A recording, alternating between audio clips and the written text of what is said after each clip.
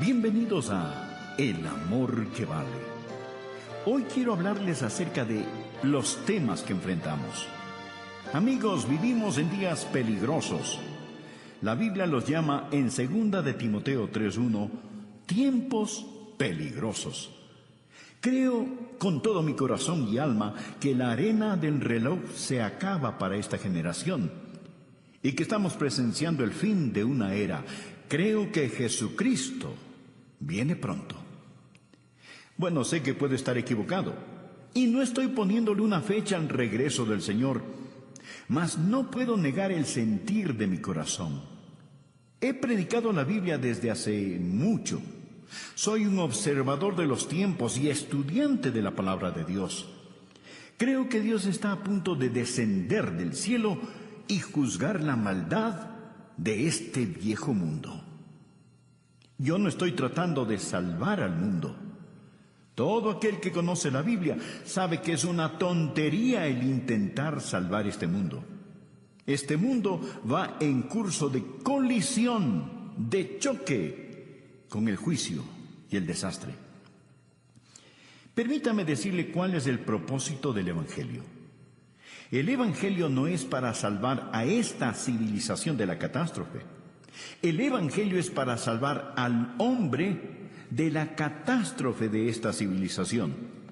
El objetivo de la Biblia y del Evangelio es arrebatar a hombres, mujeres, niños y niñas, sacarlas como antorchas del fuego y hacerles saber que este mundo se dirige hacia el juicio. Mas gracias a Dios, está por venir un nuevo mundo. Hoy tenemos muchos ingenieros sociales que hacen todo lo posible por salvar a este mundo. Me recuerdan de la gente que estaban acomodando las sillas en la cubierta del Titanic antes de que éste se hundiera. Lo que necesitamos hacer es averiguar cuál debería ser nuestra posición en estos últimos días. Y como lo he dicho antes, no debemos saberlo solo para sobrevivir, sino para florecer, para ser victoriosos, para alistarnos para ir al cielo y llevarnos a todo el que podamos con nosotros. Y yo creo que eso es a lo que el apóstol Pablo se refiere aquí en 2 de Timoteo capítulo 3. Dios ha puesto en mi corazón una serie de mensajes para darnos un vistazo general de los temas que enfrentamos en estos últimos tiempos. Por favor, busquen su Biblia, 2 de Timoteo capítulo 3, y empecemos con el versículo 1. También debes saber esto, que en los postreros días vendrán tiempos peligrosos. Esta palabra, peligrosos, en el original se usa solo una vez más en el Nuevo Testamento. En Mateo capítulo 8, verso 28. Habla de dos hombres endemoniados, y ahí está traducido feroces en gran manera. Así que estos son tiempos feroces en gran manera. No es que yo sea ave de mal agüero cuando le digo que nuestro mundo enfrenta tinieblas nacionales e internacionales, morales, espirituales, sociales y políticas. Cualquiera puede tomar el periódico y darse cuenta que las naciones se derrumban a nuestro alrededor. Usted dirá, pero es maravilloso lo que sucede en los países comunistas, el ver el derrumbe del comunismo. Bien, esto nos da una ventana para predicar el Evangelio. Nos da una entrada para predicar el Evangelio y debemos hacerlo, pero mi amigo, lo que usted está viendo es un destello del reino venidero del anticristo. Este mundo y todas las cosas que están sucediendo tan rápidamente solo están preparando el escenario para ese líder mundial, el anticristo. La Biblia dice que él vendrá y nos dice también de dónde saldrá. No, él no saldrá de Rusia. Saldrá de un imperio romano reunificado. Saldrá de Europa. Y vemos cómo el escenario ya se ha preparado para esto. Los cristianos no deberíamos sorprendernos al ver todas estas profecías cumplirse. No debe ocasionar pánico. Como lo he dicho antes, lo repito ahora. Mi amigo, no hay pánico en el cielo. Aun cuando se ponga gloriosamente oscuro para el Hijo de Dios, recordemos que la estrella de la mañana aparece después de la hora más oscura de la noche. Estamos esperando el regreso del Señor Jesucristo. Dios nos dice que estos son días peligrosos. En 2 de Timoteo 3, versículo 2, encontramos una descripción de los días en que vivimos. La Biblia dice: porque habrá hombres amadores de sí mismos. ¿Cuál es la actitud de esta era? Ya no tenemos a los hippies, quienes estaban interesados en el bien de toda la sociedad en conjunto. Ya eso se ha quedado atrás. La actitud en nuestros tiempos es el yo, concentrarse en uno mismo, egocentrismo. Vivir como si Jesús nunca hubiera vivido, como si nunca hubiera muerto, como si no hubiera resucitado. Alguien ha descrito a esta era como la era del miísmo. Una muy destacada feminista escribió lo siguiente. Escuche bien. Ella dijo: debemos destruir el amor. Se lo puede imaginar. Debemos destruir el amor. El amor es una institución por definición que es reconocida generalmente como aprobación y aceptación. El amor fomenta vulnerabilidad, dependencia, posesión, susceptibilidad al dolor e impide el desarrollo total de la potencialidad humana de la mujer al dirigir todas sus energías hacia afuera en el interés de otros. ¿Puede imaginarse a alguien diciendo esto? ¿Que debemos destruir el amor? Lo que está diciendo es: lo que necesitas es dejar de dirigir tus energías hacia afuera. Olvídate de tales cosas como cuidar de los niños, amar a tu esposo, ser una buena ciudadana o tratar a los demás tal y como quieres que te traten. La Biblia dice que en los postreros días vendrán tiempos peligrosos.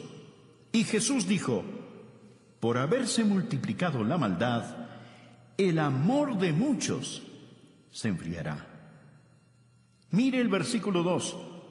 No solo serán amadores de sí mismos, sino que también serán avaros. Mire a su alrededor. ¿Cuál es la motivación de la gente de hoy? Es vivir para acumular todo lo que puedan y no lo que puedan dar. La Biblia enseña que debemos adorar a Dios, amar a la gente y usar las cosas. Pero lo que nosotros hacemos es ignorar a Dios, amar las cosas y usar a la gente. Sigue diciendo que serán avaros, vanagloriosos. Continuamente presumimos de nuestra grandeza humana, de nuestros logros humanos, y como egomaniáticos vamos directo hacia el infierno pensando que somos demasiado buenos para ser condenados. Nuestra civilización se está desbaratando, anda arrastrando los pies. Y continúa diciendo la palabra: blasfemos. Puede ver eso en el verso 2. Permítame decirle algo. Me da vergüenza a veces ser estadounidense al encender la televisión. Me pregunto qué pensarán aquellos que nos visitan. El diablo lleva la blasfemia y la pornografía a las salas de los estadounidenses. Parece como si una alcantarilla estuviera abierta. La gente blasfema contra el nombre de Dios. George Will, un comentarista conservador que de vez en cuando me gusta escuchar, dijo lo siguiente: y ahora es un escándalo más allá de la ironía que gracias al trabajo energético de los fanáticos civiles de libertades, los pornógrafos disfrutan protección extensa bajo la primera ley, mientras que los niños de primer grado en una presentación de Navidad se dice que infringen los valores de la Constitución, los valores de la primera ley. Pablo continúa diciendo que en los últimos días los niños serán desobedientes a los padres. Levantamos una generación de niños que no entienden la autoridad dentro o fuera del hogar. Un educador, el Dr. Pierce de Harvard, instruía a 2,000 profesores en Denver y dijo lo siguiente. Por favor, escúcheme atentamente lo que dijo este Dr. Pierce. Todo niño en los Estados Unidos que entra a la escuela a la edad de 5 años está mentalmente enfermo, porque llega a la escuela con una lealtad hacia nuestros funcionarios elegidos, hacia nuestros padres fundadores, hacia nuestras instituciones, hacia la conservación de esta forma de gobierno, patriotismo, nacionalismo y soberanía. Todo esto prueba que los niños están enfermos, porque el individuo sano es uno que ha rechazado todas esas cosas, y es lo que yo llamaría el verdadero niño internacional del futuro. Bueno, dirá usted, ese era un hombre cualquiera el que dijo esas cosas. No, mi amigo, era un profesor de Harvard. Bien, dirá usted, le hablaba a gente ignorante. No, le hablaba a 2,000 profesores. Les estaba diciendo que cuando los niños y niñas van a la escuela y tienen amor hacia sus padres, una distinción clara entre lo bueno y lo malo, lealtad para su país e ideas de nacionalismo y patriotismo, entonces esos niños están enfermos. El Dr. John Phillips, un teólogo y gran estudioso de la palabra de Dios, dijo: incluso los padres cuidadosos están encontrando cada vez más difícil sobrevivir las mareas ascendentes de promiscuidad toleradas por la sociedad con los valores seculares enseñados en las escuelas públicas. Las escuelas a lo largo del país simplemente ignoran las objeciones paternales contra las enseñanzas liberales sobre homosexualidad, aborto, control de la natalidad, indulgencia sexual y moralidad relativa. Y por supuesto, la enseñanza de la Biblia es prohibida en nuestras aulas. Podemos asignar la lectura y discusión de cualquier libro asqueroso que salga de la imprenta. Podemos estudiar Carlos Marx y George Bernard Shaw. Podemos invitar a brujas, homosexuales y anarquistas a nuestras aulas para que presenten sus ideas. Pero no podemos enseñar la Biblia, ni tener oraciones simbólicas, ni leer las Escrituras en nuestras escuelas. Y luego el Dr. Phillips hace esta pregunta: ¿no es acaso razonable entonces que 1/4 de todos los quinceañeros estadounidenses y 1/10 parte de todos los adolescentes de 13 años hayan experimentado ya con el sexo? Piénselo. 25% de todos los quinceañeros.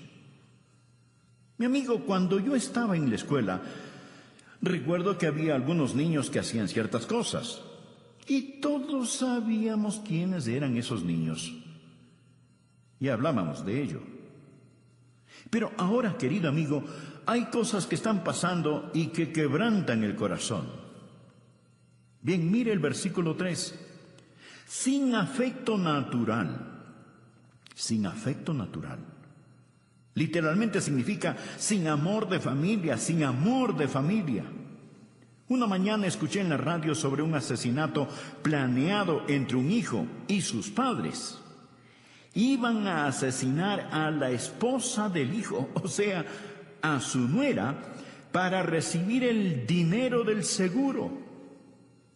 Pero parece que se dieron cuenta que su seguro ya había expirado. Entonces, escuche bien, entonces los padres, en lugar de matar a la nuera, asesinaron a su propio hijo, sin afecto natural. Una feminista dijo: ya que el matrimonio constituye esclavitud para las mujeres, es claro que el movimiento femenino debe concentrarse en atacar esta institución. La libertad para las mujeres no puede ser sin la abolición del matrimonio. Hoy yo sé que hay feministas que creen en el matrimonio y no están de acuerdo con esta mujer. Mas este es el tipo de pensar que está saliendo a flote en la sociedad en la que vivimos. Hay muchos que piensan, y entre ellos mujeres, que el tener una familia, criar niños, es una carga y es una imposición. Para colmo de males tenemos el movimiento homosexual. Cuando la Biblia dice sin afecto natural, habla de no tener el amor de familia que Dios espera que la gente tenga. Una mujer hacia un hombre hacia una mujer, hasta que la muerte los separe. Luego dice, implacables. Estos son tiempos peligrosos en los que vivimos, cuando los hombres romperán sus promesas. Es decir, la palabra de un hombre no significa nada, ya sea un contrato de negocios, un contrato matrimonial o un tratado entre naciones. Que Dios tenga misericordia sobre una nación que ha desechado el matrimonio. Hoy está aumentando lo que llamamos divorcio sin culpa. Mi amigo, eso es una burla. Es una tragedia nacional. El 40% de los matrimonios de hoy terminan en divorcio. Y muchos conviven sin el beneficio del matrimonio, rompen sus promesas. No solo eso, sino también calumniadores, intemperantes. Quiere decir sin autocontrol, crueles, aborrecedores de lo bueno. Nuestras cárceles están llenas de matones. No tenemos espacio suficiente para encerrar a los criminales. Cuando construíamos el templo de nuestra iglesia, uno de los alcaldes dijo: «Qué bueno que una iglesia tan grande como esta se esté construyendo. Es mejor que se construyan iglesias, porque ya no podemos construir cárceles lo suficientemente grandes, ni lo suficientemente rápido para proteger a los buenos de los malos». La Biblia nos enseña que ahora hay una forma de crueldad y violencia que es incontrolable. Leí que existen por lo menos 140 grupos terroristas que aún funcionan en nuestros días. Ahora estos grupos ya no son como los de antes, pues. Ahora ellos están armados con los equipos más sofisticados. No pasará mucho tiempo antes de que su vida y mi vida estén en más grave peligro debido al terrorismo internacional. Y deseo decir que mientras estoy en el tema de la crueldad y el terror, que ya practicamos el terrorismo en el país. Millares, millones están siendo ejecutados. Hablo del terror del aborto. Creo que el día más trágico en la historia de los Estados Unidos fue en 1973, cuando los bebitos antes de nacer fueron dado el estatus de no personas, no ser personas. Lo que hemos hecho es clasificar al bebé sin nacer como un objeto, una materia, no como una persona, tal y como Hitler clasificó a los judíos. Lo que Hitler hizo fue redefinir el concepto de persona. Hemos reclasificado a los bebés como no personas. Y mañana, un día normal en los Estados Unidos, 4.500 bebecitos serán asesinados por medio del aborto. Hace un año recuerdo que prediqué un sermón acerca del aborto.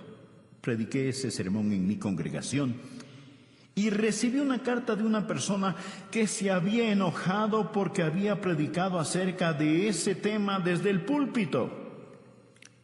Lo que esa persona me dijo era: el aborto es un tema político y usted debería mantener lo político fuera del púlpito. Sin embargo, mi amigo, si usted le pregunta a un político acerca del aborto, él le dirá que ese es un asunto religioso y que no debería de mezclarlo con la política. ¿Qué le parece? Él dirá, ¿sabe? Personalmente estoy en contra del aborto, pero lo que una persona haga o no haga con su propia vida es su problema, no el mío. Es como que alguien dijera, estoy en contra de que exterminen a los judíos, mas si alguien lo hace en su propia cámara de gas, ese no es mi problema. Así es que si nosotros los predicadores hablamos acerca del exterminio de la vida de los bebecitos, se nos dirá, manténgase fuera del asunto porque eso es política. Y a los políticos les dirán, hey, eso es un tema religioso. Así que, amigo, usted podrá catalogarlo como político o religioso, pero los bebés siguen siendo asesinados. Y tenemos que estar firmes y hablar al respecto. ¿Sabía usted que el 97% de estos abortos se dan por alguna forma de conveniencia? No son para salvar necesariamente la vida de la madre. Tampoco porque es producto de violación o por incesto. Simplemente por conveniencia. El aborto se está constituyendo como uno de los métodos más usados para control natal. Sigamos leyendo lo que nos dice Pablo. Somos gente que aborrece aquello que es bueno. El héroe de hoy no es el hombre de Dios, no es el misionero, no es el predicador, no es el ganador de almas. No es la mamá que escoge quedarse en su hogar y cuidar de sus niños. Estos no son los héroes de la juventud de hoy. Ellos desprecian a los que hacen lo bueno. Note el versículo 4. Él dice que estas personas son traidores, impetuosos, infatuados, amadores de los deleites más que de Dios. Mi amigo, la Biblia no está en contra del placer o deleite, el verdadero deleite. No tenemos que escoger entre servir a Dios o al placer. En el Salmo 16, versículo 11, leemos, me mostrarás la senda de la vida, en tu presencia, o sea, en la presencia de Dios. En tu presencia hay plenitud de gozo, delicias o placeres, a tu diestra para siempre. Amigo, el camino a Jesús es el placer genuino. Pero el problema viene cuando tenemos una sociedad que ama más los placeres que a Dios.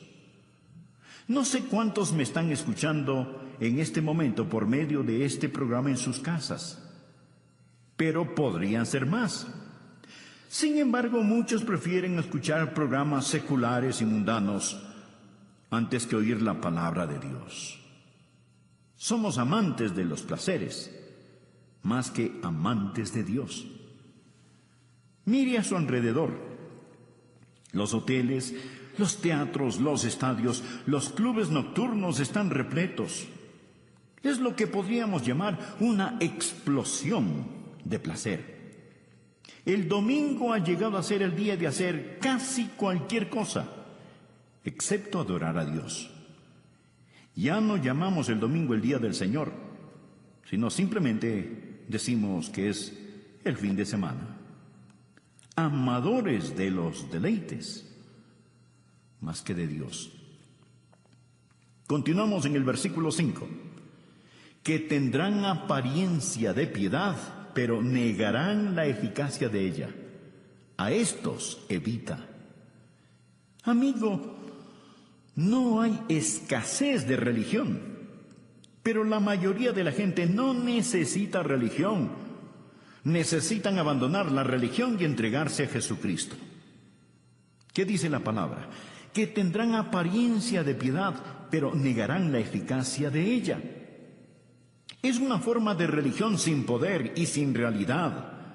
La participación religiosa está en todo su apogeo, pero también el índice del crimen. Así que algo anda desesperadamente mal. Hablamos de la religión sin la realidad. Leamos por favor el versículo 6.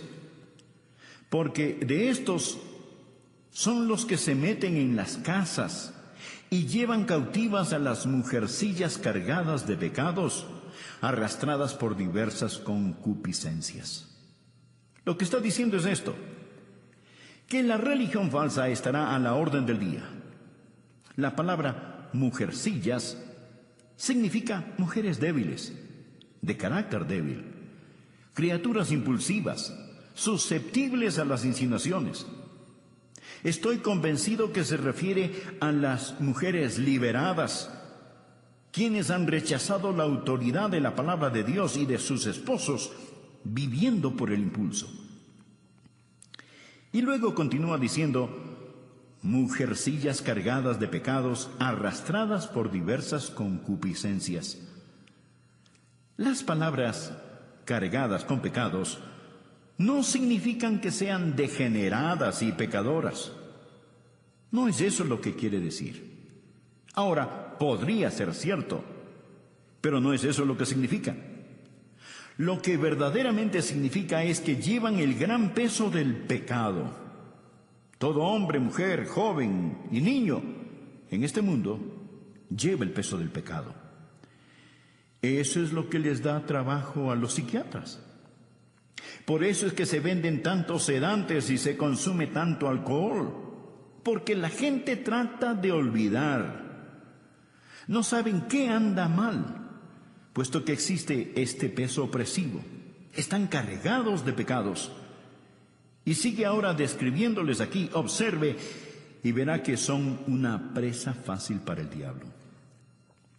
Mujercillas cargadas de pecados, arrastradas por diversas concupiscencias. ¿Qué significa esto? ¿Significa que desean sexualmente a los hombres? No. Significa literalmente diversas lujurias, toda clase de pasiones, deseos no satisfechos. Lo que tenemos aquí son personas crédulas, culpables y codiciosas. Crédulas, débiles, listas a creer cualquier cosa. Ven una revista en el supermercado donde la artista Shirley MacLaine habla de la nueva era. La toman y la leen. ¿Por qué? Porque buscan algo que les quite esa culpabilidad que sienten. Además están vacías y llenas de deseos no satisfechos. Esto es lo que se encuentra en el corazón y mente de muchos hoy en día. Ahora, además de eso, encontramos en los versículos 7 y 8 una explosión de conocimiento.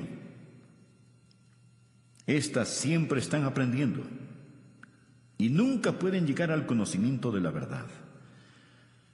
Los hechos pueden duplicarse y triplicarse.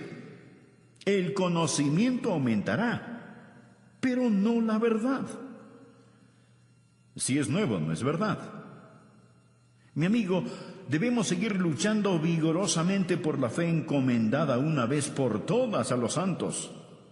Esta es una generación en busca de alguna cosa nueva. Por favor, ve el versículo 8. Y de la manera que Janes y Jambres resistieron a Moisés, así también estos resisten a la verdad, hombres corruptos de entendimiento, réprobos en cuanto a la fe. ¿Quiénes eran Janes y Jambres?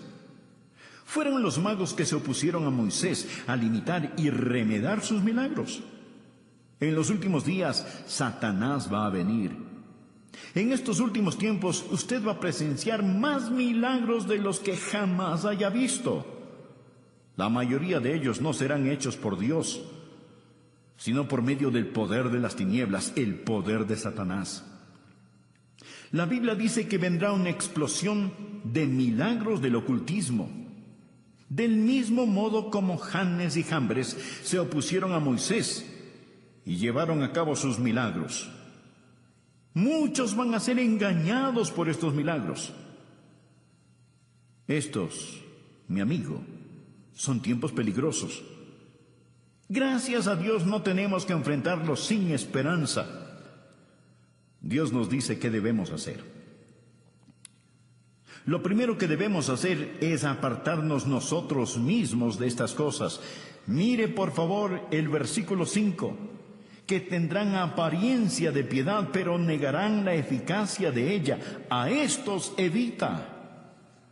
La gente necesita salirse de las iglesias liberales, de iglesias que no enseñan el Evangelio de Jesucristo. Necesita salir de este tipo de lugares. Tal vez usted dirá, pastor, ¿que acaso su iglesia es la única buena y verdadera iglesia? No, Dios sabe que no somos lo que deberíamos ser. Hay muchas iglesias bíblicas maravillosas que honran a Cristo, pero también hay muchas que no. Y hay personas que asisten a ellas y dicen, bueno, es que mi abuelita está enterrada en el cementerio que queda en el patio trasero de la iglesia. Mi amigo, si la abuelita pudiera, se levantaría y saldría de ese lugar. Le garantizo que eso es lo que haría. Y amigo, es lo que usted debería hacer también. Sature con su ausencia esos lugares que no enseñan el Evangelio de nuestro Señor Jesucristo. Escuche, estimado amigo. Nosotros debemos testificar a la gente de este mundo, pero no juntarnos con ellos. Segunda de Tesalonicenses 3:14 dice, si alguno no obedece a lo que decimos por medio de esta carta, a ese señaladlo y no os juntéis con él para que se avergüence. Y Romanos capítulo 16, versículo 17 dice, mas os ruego, hermanos, que os fijéis en los que causan divisiones y tropiezos en contra de la doctrina que vosotros habéis aprendido, y que os apartéis de ellos. Y en 1 Corintios 5:11, más bien os escribí que no os juntéis con ninguno que llamándose hermano fuere fornicario, o avaro, o idólatra, o maldiciente, o borracho, o ladrón. Con el tal ni aun comáis.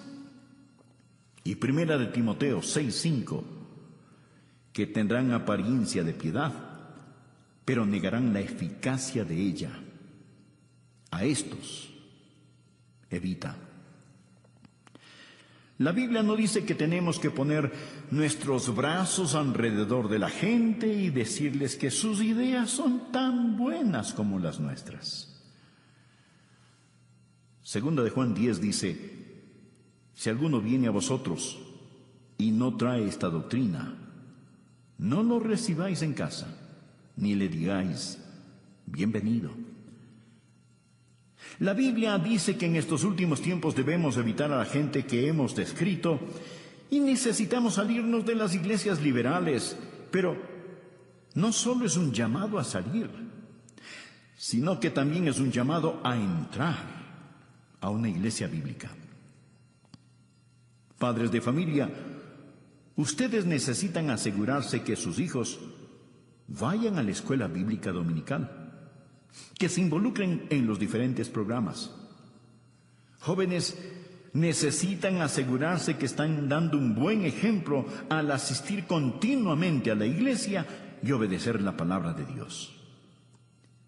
Hebreos 10:25 nos dice que entre más se acerca el día del Señor, más necesitamos estar en la casa de Dios y con el pueblo de Dios, no dejando de congregarnos, como algunos tienen por costumbre, sino exhortándonos, y tanto más, cuanto veis que aquel día se acerca.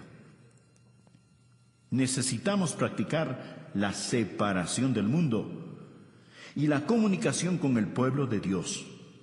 No va a ser muy fácil. Mi amigo, usted va a sufrir en estos últimos días, pero no le hará daño si usted tiene al Señor Jesús. Mire los versículos del 10 al 12. Pero tú has seguido mi doctrina, conducta, propósito, fe, longanimidad, amor, paciencia, persecuciones, padecimientos, como los que me sobrevinieron en Antioquía, en Iconio, en Listra, persecuciones que he sufrido, y de todas me ha librado el Señor. Y también todos los que quieren vivir piadosamente en Cristo Jesús padecerán persecución. ¿Cuántos creen lo que dice el versículo 12? Espero que lo crean. Está en la Biblia. ¿Cuántos de ustedes están sufriendo persecución? Si usted no está sufriendo alguna clase de persecución, es porque tal vez no está viviendo piadosamente en Cristo Jesús. Algunos piensan, bueno, si vivimos piadosamente escaparemos la persecución. No, no escapará. Mi amigo, Jesús no escapó la persecución. Pablo no se libró de la persecución. Usted tampoco se librará. Usted es una persona nacida 2 veces en un mundo de gente nacida solo una vez. Y estará yendo contracorriente todo el tiempo. Este mundo no le va a honrar si usted verdaderamente vive para el Señor Jesús. Le romperán la nuca si es que pueden hacerlo. Vean lo que dice el versículo 13. Mas los hombres malos y los engañadores irán de mal en peor, engañando y siendo engañados. Usted me preguntará, Pastor Rogers, ¿se está poniendo mejor o peor este mundo? Y la respuesta es sí. Los malvados y los engañadores irán de mal en peor, engañando y siendo engañados. Pero el pueblo de Dios, al acercarse a la segunda venida de Jesús, creo que estará brillando más y más. Veo que a pesar de toda la letanía de problemas, hoy más que antes, conozco a más gente que conoce y ama al Señor Jesús, que cree en la Biblia y tienen doctrina sana y firme. La otra noche fui a escuchar un debate entre Philip Shafley y Sarah Weddington, la abogada que hizo legal el matar a bebecitos pequeños. Mientras escuchaba el debate, mi corazón se entristeció cuando vi cómo unos jóvenes celebraban y aplaudían la idea de que bebés antes de nacer pudieran ser aniquilados. Mas déjeme decirle también que me sentí animado cuando vi a otro grupo de jóvenes con rostros brillantes y de aspecto inteligente, muchos de ellos miembros de nuestra iglesia, que estaban allí en el nombre de Cristo y defendían aquello que es verdad. Amigo, es mejor que usted sepa dónde está parado y qué es lo que cree, porque va a ponerse de mal en peor. El diablo hará su trabajo al engañar. Existe todo tipo de charlatanes y esto va a empeorar. ¿Qué debe hacer usted? ¿Qué debe hacer la gente joven, adulta, los ancianos en estos días? Mire el versículo 14. Pero persiste tú en lo que has aprendido y te persuadiste, sabiendo de quién has aprendido, y que desde la niñez has sabido las sagradas Escrituras, las cuales te pueden hacer sabio para la salvación por la fe que es en Cristo Jesús. Recuerde lo que usted ha aprendido. No dude en la oscuridad lo que Dios le ha mostrado a usted en la luz. Recuerde la palabra de Dios y de quién la aprendió. Yo no llegué aquí ayer. He estado aquí muchos años predicando la Biblia. Recuerde lo que ha aprendido y recuerde de quién lo aprendió. ¿Sabía que la Biblia habla de espíritus seductores y doctrinas de demonios? Una joven que era miembro de mi iglesia en la Florida fue a estudiar a una universidad que tenía un aire de religiosidad. Pero los profesores liberales comenzaron a tomar la Biblia y descuartizarla. Luego le dijeron, no regrese a casa, a su iglesia, contándoles todo esto. Ellos no lo entenderían. Esto es lo que creemos. Esto es lo que los eruditos modernos dicen. Y ella dijo, Eran buenas personas y casi me convencieron, pero pastor, luego me recordé de lo que usted había enseñado y en la forma en que usted vive, y supe que ellos estaban equivocados. Esto es lo que el apóstol Pablo está diciendo. No te dejes llevar por esos vientos de doctrinas, pero persiste tú en lo que has aprendido y te persuadiste sabiendo de quién has aprendido. Amigo, Dios nos ha dado su palabra, y todo lo que yo le hable va a venir a través de la palabra. Versículo 15. Dios nos ha dado las sagradas escrituras, las cuales te pueden hacer sabio para la salvación por la fe que es en Cristo Jesús. Toda la escritura es inspirada por Dios y útil para enseñar, para redarguir, para corregir, para instruir en justicia, a fin de que el hombre de Dios sea perfecto, enteramente preparado para toda buena obra. Mi amigo, todo lo que necesitamos para vivir en estos últimos tiempos está aquí en la Biblia. Necesitamos saturarnos con la palabra de Dios, ser motivados por el Espíritu de Dios y estar activos en la obra de Dios. Vayamos rápidamente al libro de Hebreos, capítulo 11. Estamos hablando acerca de los héroes de la fe, los campeones de la fe. Ya hemos hablado acerca de Abel. Hoy hablaremos de Enoc. Abel profetizó sobre el Calvario del Cordero, el Señor Jesucristo que murió sobre la cruz. Enoc profetiza la segunda venida del Señor Jesucristo. El mensaje de hoy le ayudará a usted a estar listo para el rapto, porque aprenderá a caminar con Dios. Busque el versículo 5 del capítulo 11 de Hebreos. Por fe Enoc fue traspuesto para no ver muerte. Esto quiere decir que él nunca murió. Fue llevado directamente al cielo sin morir y no fue hallado. O sea que lo buscaron por todas partes, pero no lo encontraron, porque lo traspuso Dios. Y antes que fuese traspuesto, tuvo testimonio de haber agradado a Dios. ¿Agrada usted a Dios con su testimonio? Bueno, la Biblia dice, sin fe es imposible agradar a Dios, porque es necesario que el que se acerca a Dios crea que le hay y que es galardonador de los que le buscan. Mi oración es que hoy usted pueda agradar a Dios, y la manera de agradar a Dios es caminando con Dios. Así que vamos a aprender cómo caminar con Dios, dando un paso cada día, caminando con Dios. Porque cuando usted es un creyente, usted no es simplemente una persona que hizo una decisión. Usted es una persona que tiene una vida de íntima amistad con Dios, caminando con Él día a día. Permítame mencionar algunas cosas de esa vida que tenemos con nuestro Señor, y anhelo que Dios imprima estas cosas en su corazón. Primero, el caminar con Dios es una vida de fe. Veamos el capítulo 5 del Génesis.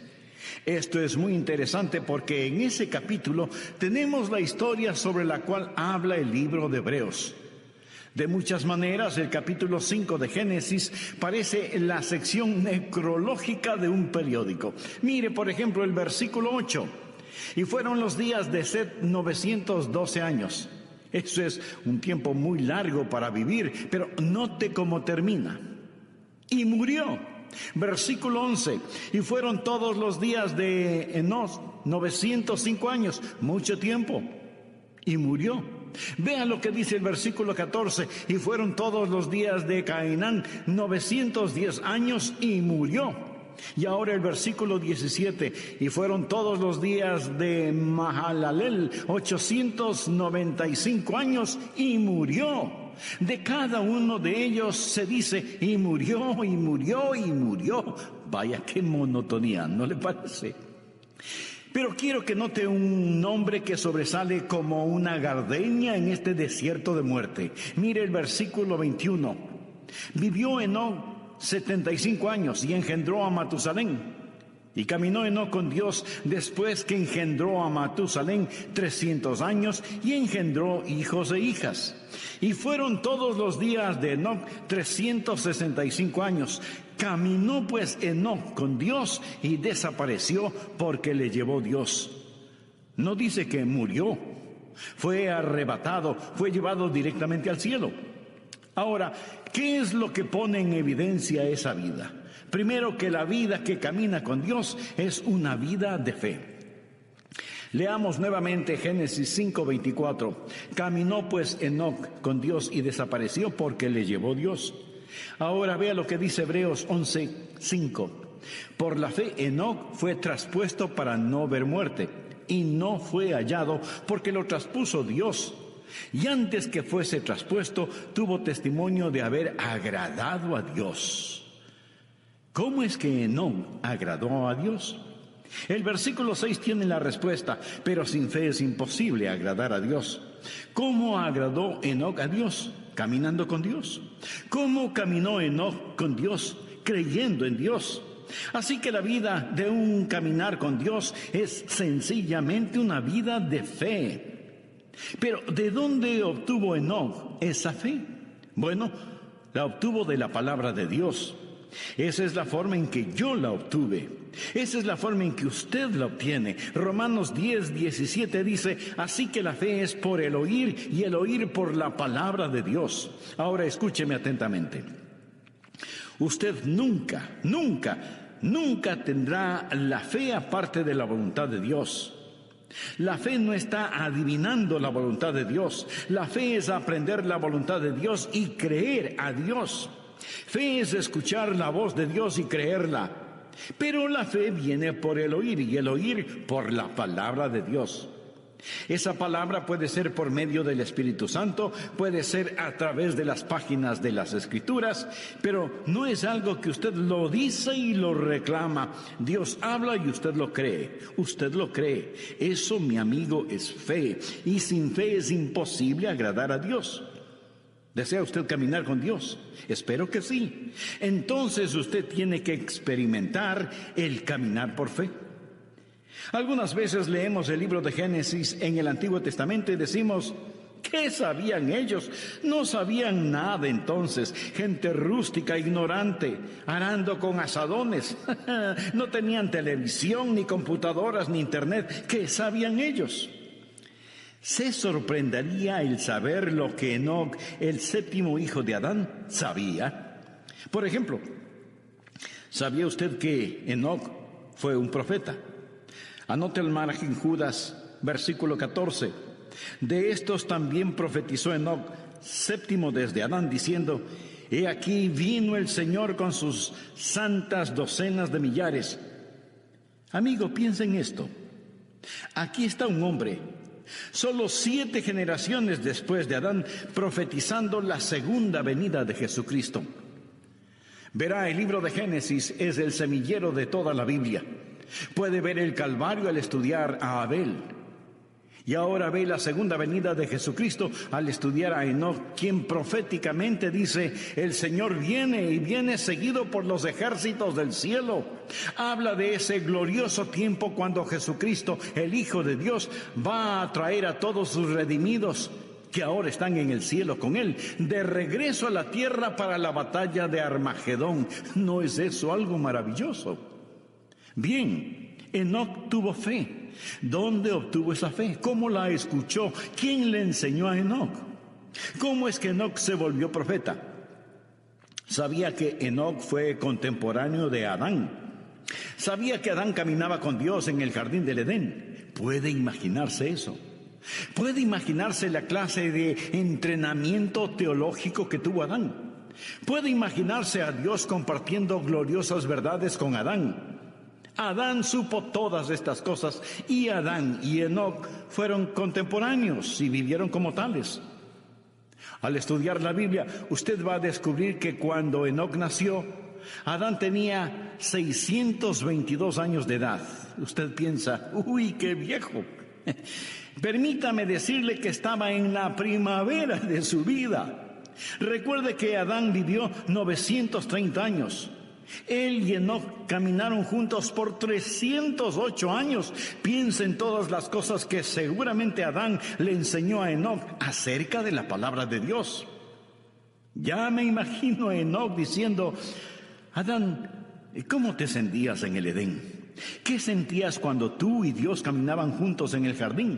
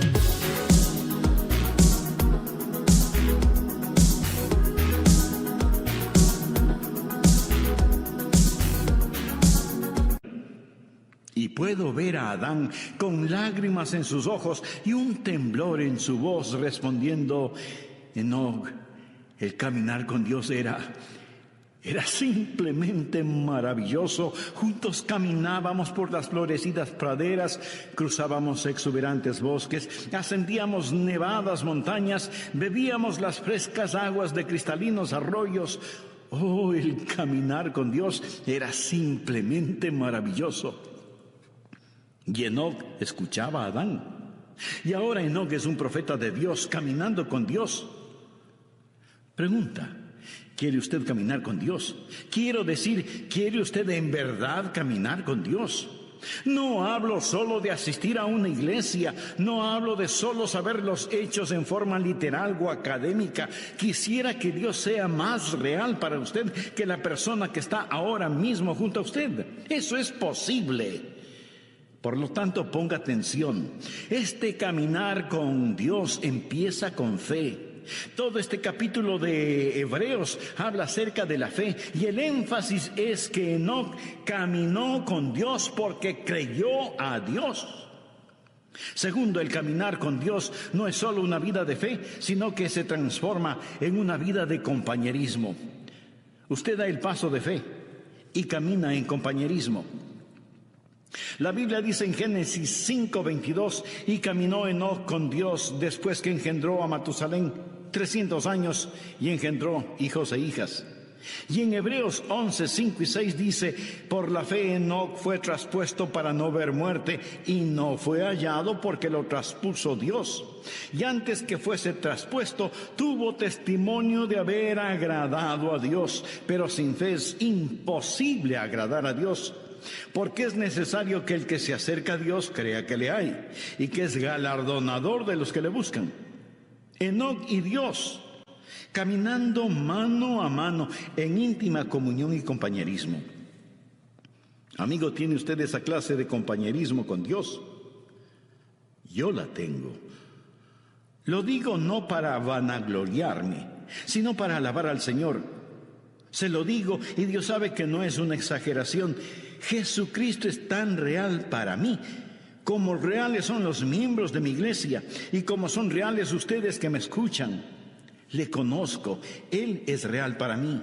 El apóstol Pablo escribió: yo sé a quién he creído. Note que él no dijo: yo sé en quién he creído. Esa es la forma en que mucha gente cita ese versículo erróneamente. Pablo no quería una preposición entre él y Cristo. Yo sé a quién he creído. No dijo: yo sé cosas acerca de Jesús. Por supuesto que las sabía, pero dijo: conozco a Jesús. Usted puede saber cosas acerca de una persona sin jamás llegar a conocer a esa persona. Pero en relación con el Señor Jesucristo, usted tiene que llegar a conocerle íntimamente. La vida de fe es una vida de amistad y de compañerismo. En Amós 3:3 leemos: andarán dos juntos si no estuvieren de acuerdo. Ya note al margen el siguiente versículo. Es uno de los grandes versículos en el Antiguo Testamento, Miqueas 6:8. Oh hombre, Él te ha declarado lo que es bueno. ¿Quiere usted saber lo que es bueno? ¿Quiere usted escuchar algo bueno? ¿Qué pide Jehová de ti? Solamente hacer justicia y amar misericordia y humillarte ante tu Dios. Dios está diciendo: muestra misericordia a la gente, sé justo y camina conmigo. ¿Qué es lo que Dios quiere? Y algunas personas dicen: bueno, Dios quiere que le sirvamos. Mi amigo, si Dios lo único que quiere es servicio, Él puede utilizar ángeles. Ellos harían un mejor trabajo que nosotros, siempre obedeciendo instantáneamente y realizando el trabajo con poder. Pero Dios no quiere un mero servicio. Por supuesto que debemos servirle, pero Él no nos creó para eso. Otros dicen: Dios quiere eruditos y quiere que aprendamos todos los hechos acerca de Él. No, pero Él sí quiere que estudiemos. Dios no tiene ningún respeto para la ignorancia como resultado de la ociosidad. Pero entonces, en definitiva, ¿qué es lo que quiere Dios? Dios quiere caminar con usted. ¿Por qué lo creó? Lo creó a su imagen para poder tener compañerismo con usted. ¿Sabía que usted puede saber mucho acerca de Él y sin embargo no conocerle? Voy a leer para usted parte de un ensayo escrito por un estudiante de 17 años en un colegio cristiano. El ensayo se refiere a Jesús. Al escucharlo usted probablemente dirá: ese es un buen ensayo. Pero de antemano le voy a decir quién lo escribió para que usted lo vaya evaluando. Lo escribió Karl Marx, el fundador del comunismo ateo. El hombre que escribió ese maléfico libro El Capital. El hombre que ha causado más miseria, más derramamiento de sangre, más odio, más violencia, más división que ningún otro hombre. Sin embargo, Karl Marx escribió lo siguiente cuando tenía 17 años de edad. Escuche. Si examinamos la historia de la naturaleza del hombre como individuo, constantemente observamos la chispa de la divinidad en su pecho. El entusiasmo por aquello que es bueno, la lucha por sabiduría, el anhelo por la verdad está sofocado por las llamas del deseo y la avaricia. El celo por la virtud se vuelve agonizante por la tentadora voz del pecado y se torna en una burla tan pronto como sentimos el impacto total de la vida. Nuestros corazones razonan y la historia de las palabras de Cristo nos llaman fuerte y convincentemente para decirnos que la unión con Él es absolutamente necesaria y sin Él seremos rechazados por Dios. Porque Él es el único capaz de liberarnos. Una vez que el hombre haya obtenido esta virtud, esta unión con Cristo, Él despertará quieta y serenamente y esperará también quieta y serenamente los golpes del destino. Con bravura se opondrá a las tormentas de las pasiones y sin ningún temor soportará la ira de los malvados, porque ¿quién podrá destruirle o robarle de su Redentor? Mi amigo, ¿cuál es el problema con este ensayo de Marx? Absolutamente ninguno, en cuanto se refiere a la verdad. Pero si Marx hubiera estado escribiendo un ensayo en historia o geografía, él hubiera hecho también un excelente trabajo porque tenía una mente brillante. Él sabía las respuestas, pero no conocía a Jesús. Por eso fundó el comunismo ateo. ¿Se puede imaginar a una persona sabedora de todas estas verdades y sin embargo no conocer al Señor? Usted puede estar escuchando este mensaje y en un sentido entender cada palabra que digo y sin embargo no conocer al Señor. Dios le hizo para que usted tenga comunión con Él. Es una vida de íntimo compañerismo y usted camina con Él y Él camina con usted y usted oye su voz. Amigo, ¿camina Dios con usted? ¿Puede usted escuchar su voz? Quiero decir, ¿es Jesucristo real para usted cuando va rumbo a su trabajo? Cuando tiene que bregar con sartenes y ollas en la cocina, cuando está sentado frente a su escritorio, cuando está en la cancha de juego, ¿sabe que Jesucristo es real para usted? Lo será cuando usted camine con Él. Algunas veces la gente actúa de diferente manera cuando está en la iglesia. Ahora, escúcheme con atención. En la iglesia, cuando alguien está predicando, usted debe estar en silencio. Cuando se canta, usted se une a todos en los cánticos, pero no cambie su personalidad, no se vuelva súper místico de pronto porque está en la iglesia. Ahora somos santos, santos, santos a la fuerza. No. Un creyente es perfectamente natural y naturalmente supernatural, supernaturalmente natural y naturalmente supernatural. Lo confundí. Lo que estoy diciendo es simplemente esto: no cambie. Algunas veces me invitan a predicar en otras congregaciones y ahí estamos sentados, el pastor de la iglesia y yo como pastor invitado, y los dos estamos conversando normalmente. Luego él se levanta, se acerca al púlpito y dice: amados hermanos, pero cambia su voz y suena como si tuviera una pepa en la garganta. Algunas veces a la gente no le gusta ir a la iglesia porque los demás no dejan de conversar y suenan como pajaritos en un árbol, y luego piden silencio porque hemos venido a adorar. Cuando usted se encuentra con sus hermanos y hermanas en Cristo, demuestre su felicidad. No hay nada de malo en eso, pero usted dice: pienso que debemos estar quietos y saber que Dios está en su santo templo. Cierto. Hay un tiempo para estar callados, hay un tiempo para gritar, hay un tiempo para llorar, hay un tiempo para reír. Eso es lo que leemos en el libro de Eclesiastés. Hay momentos cuando debemos ser exuberantes en nuestra adoración. La Biblia dice: pueblos todos, batid las manos. Los hombres oren en todo lugar, levantando manos santas. Hay momentos cuando debemos estar sobre nuestro rostro, arrodillados delante de Dios. Todas estas cosas son verdaderas, pero el punto es que debemos ser naturales. No piense que la fe es algo que nos ponemos cuando vamos a la iglesia. Lo que estoy diciendo es que debemos caminar con Dios las 24 horas del día, los 7 días de la semana, los 365 días del año. Es un caminar constante. En el mensaje anterior vimos que el caminar con Cristo es en primer lugar una vida de fe.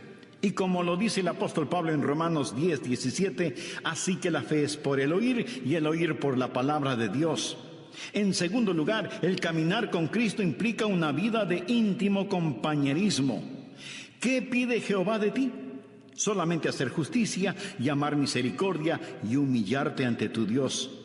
Pero no solo es una vida de fe y de íntimo compañerismo, sino que en tercer lugar es una vida que da frutos. Uno de los versículos que personalmente me motiva mucho es el que dice: iba Jesús haciendo el bien. Algunas veces oro: Señor, hoy no tengo nada en mi agenda, solo permíteme ir haciendo el bien. ¿Por qué Enoc fue tan fiel? Fue fiel por 300 años. Veamos Génesis 5:22. Y caminó Enoc con Dios después de engendrar a Matusalén 300 años y engendró hijos e hijas. 300 años. Eso es 109.500 días.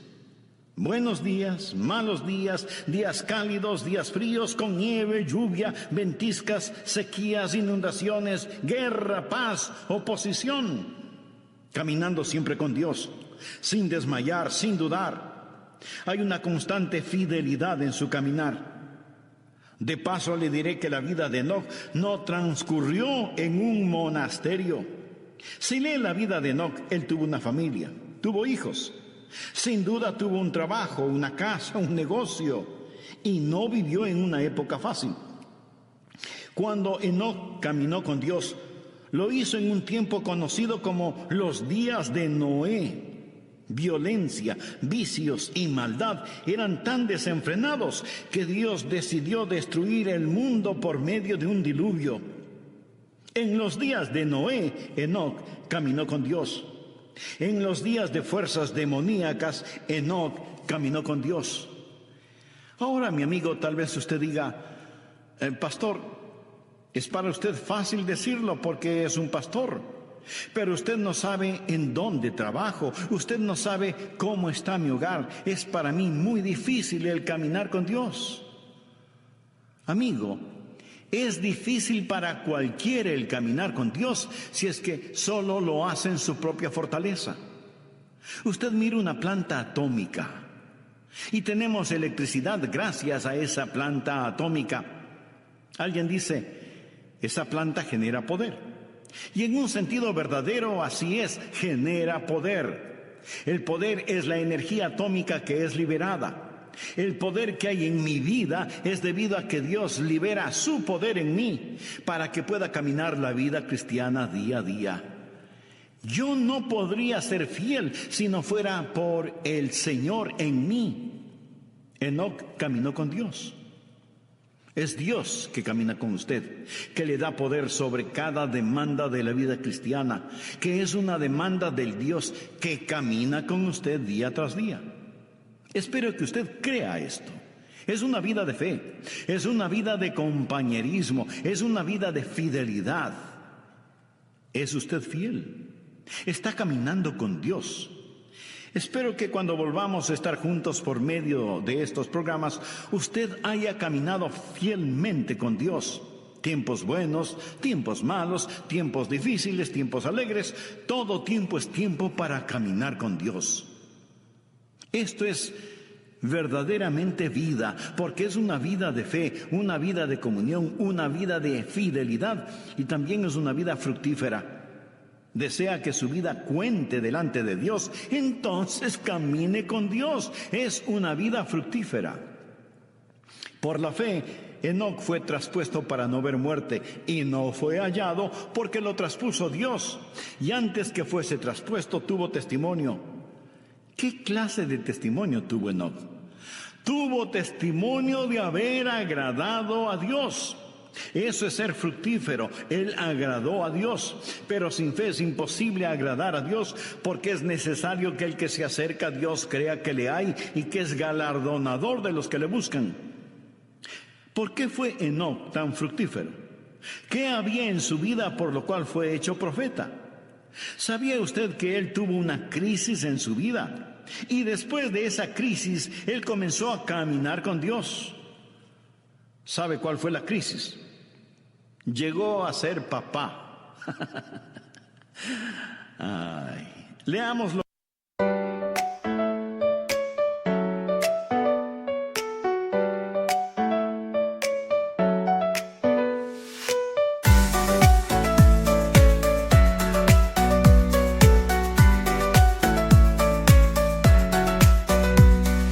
Raindrops falling down my face, like tiny tears in a happy chase. Hopping through the puddle sea, colors dancing wild and free. Skies are gray but I don't mind. Cool raindrops on my skin I find. Kicking off my Saturday, watch the clouds just drift away. Rainbow in the rain, what a sight. Colors shining oh so bright. Dancing in the streets, so bright. Everything will be alright.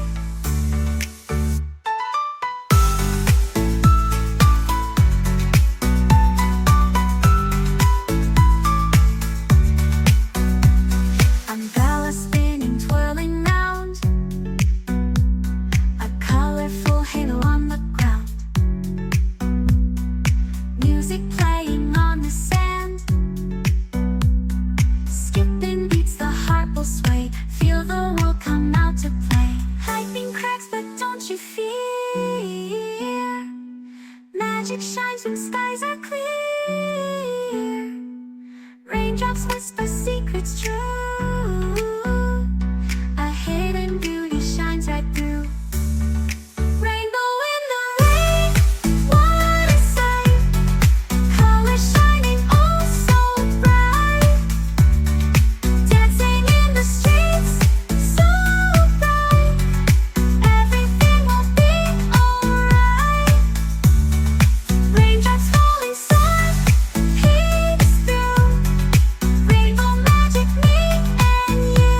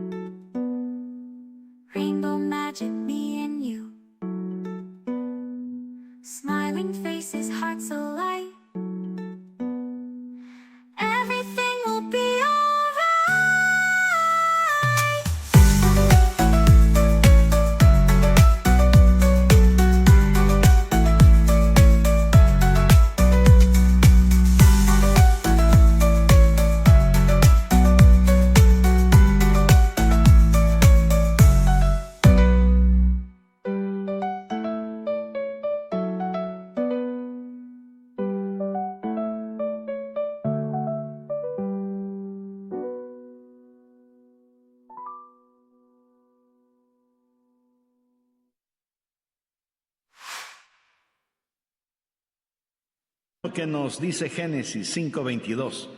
Y caminó Enoc con Dios después que engendró a Matusalén 300 años y engendró hijos e hijas. Tuvo su primer hijo, un pequeño bebé llamado Matusalén. Y cuando ese niño nació, Dios le habló a Enoc en forma muy especial y Enoc comenzó a caminar con Dios después del nacimiento de Matusalén. Permítame decirle algo. Si usted tiene hijos y tiene también cerebro y corazón, esto le acercará a Dios. ¿Sabía eso? Lo acercará a Dios. Y caminó Enoc con Dios después que engendró a Matusalén 300 años. ¿Ha pensado alguna vez en el significado del nombre Matusalén? Aparte de este Matusalén de la Biblia, ¿cuántos niños conoce usted con ese nombre? Yo por lo menos no conozco a ninguno. Sin duda los habrá, porque hay padres que ponen a sus hijos nombres muy extraños. Pero los nombres bíblicos tienen un significado especial y Matusalén significa cuando esté muerto, será enviado. ¿Se imagina a alguien poniendo a su hijo por nombre cuando esté muerto, será enviado? ¿Qué quiere decir esto? Dios dijo a Enoc, voy a destruir el mundo con un diluvio. Y Enoc preguntó, Dios, ¿cuándo vas a hacer esto? Y Dios le dijo, ¿ves este pequeño bebé? Se refería a Matusalén. Cuando muera, será enviado. La Biblia dice en Amós 3:7, porque no hará nada Jehová el Señor sin que revele su secreto a sus siervos los profetas. Recuerde que Enoc fue un profeta. Y Dios le dijo, ¿ves este pequeño bebé? Cuando muera será enviado. Se sobreentiende que el diluvio será enviado, así que cada vez que el pequeño Matusalén se enfermaba o le daba fiebre, Enoc se preguntaba si el tiempo para el diluvio había llegado. Cuando muera, será enviado. ¿Cuántos años vivió Matusalén? Esto explica el misterio. Matusalén vivió más que ningún otro hombre en toda la historia, 969 años. ¿Está listo para un rompecabezas? ¿Quién es el hombre más viejo que ha vivido y que murió antes que su padre? No lo piense tanto. Fue Matusalén. Él murió antes que su padre porque su padre, Enoc, nunca murió. ¿Por qué vivió Matusalén 969 años? El Nuevo Testamento nos lo dice, por la paciencia de Dios. La Biblia nos dice que el Señor es paciente para con nosotros, no queriendo que ninguno perezca, sino que todos procedan al arrepentimiento. Así que Dios se mantuvo dando un día más y otro día más y otro día más. Dios esperó 969 años antes de enviar el diluvio, porque Dios es un Dios de misericordia. Dios siempre está esperando que más gente se salve. Y si alguien pregunta, ¿por qué Jesús no viene ahora mismo en esta época? Mi amigo, porque Dios está esperando que más gente se salve. En 2 de Pedro 3, desde el versículo 4 leemos, ¿dónde está la promesa de su advenimiento? Porque desde el día en que los padres durmieron, todas las cosas permanecen así como desde el principio de la creación. No ignoréis esto, que para el Señor un día es como 1000 años y 1000 años como un día. El Señor no retarda su promesa, según algunos la tienen por tardanza, sino que es paciente para con nosotros, no queriendo que ninguno perezca, sino que todos procedan al arrepentimiento. Podría ser la razón por la que no vino ayer, porque Dios quiere que usted se salve hoy. Podría ser también que Dios está manteniendo la puerta abierta una vez más. Pero quiero decirle que finalmente el diluvio vino. Y aún ahora las convulsionadas aguas de la ira de Dios están furiosamente golpeando la represa de su misericordia. Y uno de estos días Jesucristo vendrá y será demasiado tarde para usted, como lo fue para aquellos que perecieron en el diluvio. Quiero mostrarle que el diluvio llegó cuando Matusalén murió. ¿Está listo para practicar algo de aritmética? Sé que muchos de ustedes son como yo, no me gusta la aritmética. Pero sea que nos guste o no, vamos a hacerlo de todas maneras. Leamos Génesis 5:25. Vivió Matusalén 187 años y engendró a Lamec. Ahora el pequeño Matusalén nació. Su nombre significa cuando muera ser enviado. Vino a ser papá cuando tenía 187 años y engendró a un hijo llamado Lamec. Lamec le dio a Matusalén un nieto. Dice la Biblia, vivió Lamec 182 años y engendró un hijo y llamó su nombre Noé. Así que el nieto de Matusalén fue Noé. Lamec nació después de 187 años y 182 años después nació el pequeño Noé. Hay 369 años hasta el nacimiento de Noé. Matusalén ya tenía 369 años cuando vino a ser abuelo. Ahora, cuando ese nieto, Noé, tenía 600 años, vino el diluvio. Y si alguien se está preguntando que cómo lo sé, le invito a leer Génesis 7:11. Y el año 600 de la vida de Noé, en el segundo mes, a los 17 días del mes, aquel mismo día fueron rotas todas las fuentes del grande abismo y las cataratas de los cielos fueron abiertas. Llegó el diluvio. Verá, 187 más 182 dan como resultado 369. Sume a esos 600 y tenemos 969 años. Ese día llegó el diluvio. Ahora ya entiende el significado de cuando muera ser enviado. Ahora comprende por qué Matusalén vivió 969 años, porque Dios estaba posponiendo el día de su juicio debido a su misericordia, pero llegó el diluvio. Y el día del Señor vendrá también. Como fue en los días de Noé, así será en ese día. Y yo creo que Enoc tuvo un poquito de miedo. Tenía un motivo legítimo para sentirlo. Algunos dicen, bueno, yo no creo en eso de asustar a la gente. Pues mire, yo sí lo creo. Y ojalá pudiera asustarle a usted lo suficiente, porque prefiero asustarlo para que vaya al cielo que arrullarlo para que se vaya al infierno. Jesús dijo, temed más bien a aquel que puede destruir el alma y el cuerpo en el infierno. Y en el libro de Proverbios leemos, el principio de la sabiduría es el temor de Jehová. Una de las marcas de los últimos días será que no hay temor de Dios delante de sus ojos. Querido amigo, permítame decirle que el Dios Todopoderoso es un Dios de juicio. Pero esta verdad no le gusta escuchar a mucha gente. Se supone que no debemos pensar que Dios es un Dios de justicia y juicio, sino solo un Dios de amor. Sí, Dios es un Dios de amor, infinito, inimaginable, insondable, indescriptible, glorioso amor, pero también es un Dios de justicia. Ahora, si usted dice que Dios es un Dios de amor y no un Dios de justicia, eso es solo una media verdad.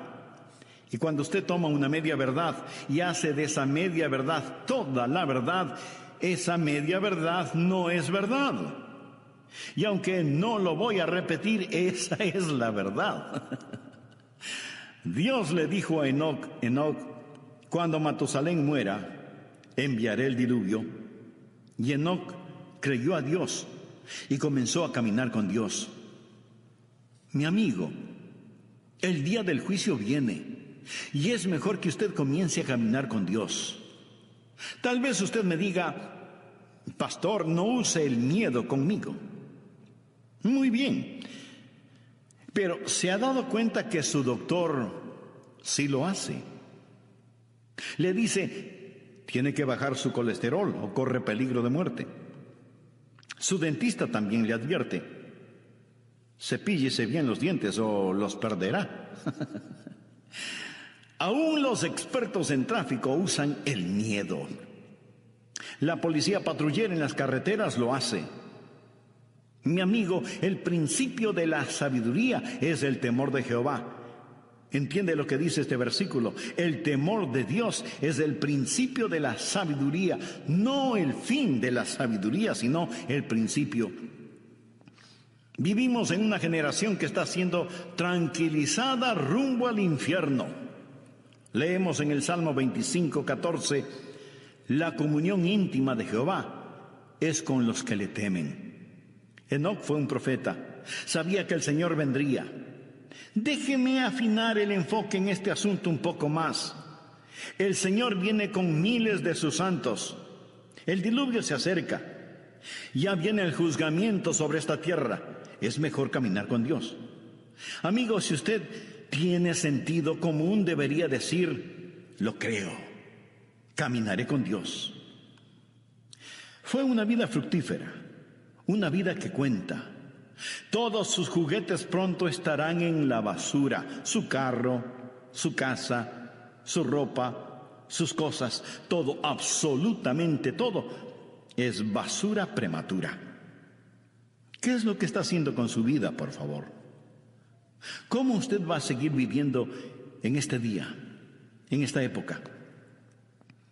Déjeme hacer un resumen de todo esto. La Biblia dice que no caminó con Dios y no fue hallado porque lo traspuso Dios y fue trasladado para que no experimentara la muerte. En un instante, en forma súbita, él desapareció y por más que lo buscaron no pudieron encontrarlo porque lo traspuso Dios. Uno de estos días le buscarán a usted, uno de estos días me buscarán a mí, y si usted piensa que todo esto suena supernatural, tiene toda la razón. Me alegra que pueda verlo desde esa perspectiva.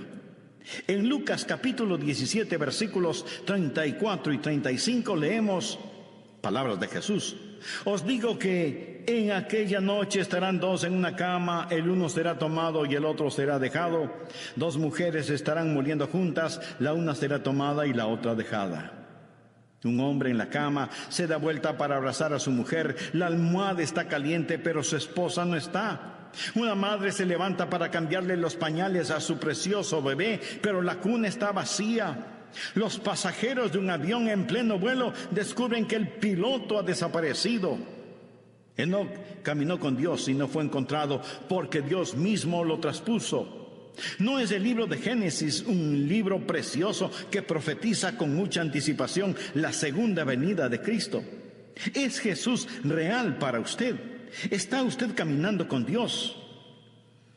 Había un predicador que tenía un lindo hijito de 2 o 3 años de edad.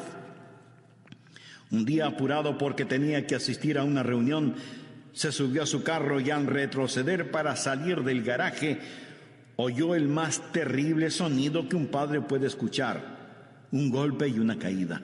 ¡Oh, no, no! Se bajó del carro y ahí estaba el cuerpo sin vida de su precioso hijito. ¿Se puede imaginar un funeral bajo esas circunstancias? El pastor de otra iglesia vino para consolar, apoyar y ayudar a su colega, y ese padre, ese hombre de Dios, con lágrimas en sus ojos, le dijo a su amigo: yo no hubiera hecho daño a mi hijo por nada del mundo. Déjeme decirle algo: porque de tal manera amó Dios al mundo que ha dado a su Hijo unigénito. Ese es el amor de Dios. El Calvario no fue un accidente, tampoco fue un incidente, fue el regalo de un amoroso Dios. Y si usted muere y va al infierno, habrá menospreciado la preciosa sangre del Hijo de Dios. Y me atrevería a decir que aún el infierno es demasiado bueno para cualquier ser humano que pisotea esa clase de amor. Usted está en la tierra para caminar con Dios. Por eso vino Jesús, para que podamos caminar con Él y hablar con Él y vivir para siempre con Él. Amigo, ¿cuán real es Cristo para usted? ¿O es solo un concepto religioso que lo mantiene porque es tradicional? ¿Le ha invitado alguna vez seriamente para que Él tome el control de su vida? Si no lo ha hecho antes, lo puede hacer ahora mismo. Simplemente humíllese delante de Él y diga esta sencilla oración: querido Dios, reconozco que soy pecador, que necesito ser salvado. Señor Jesús, gracias por haber pagado con tu sangre la culpa de mi pecado. Te abro las puertas de mi corazón. Ven a mi vida. Perdona mis pecados. Sálvame, Señor Jesús, y empieza a hacer de mí la clase de persona que tú quieres que sea, y dame la fuerza espiritual para nunca avergonzarme de ti y confesar públicamente que tú eres mi Salvador y mi Señor. En tu precioso nombre lo pido.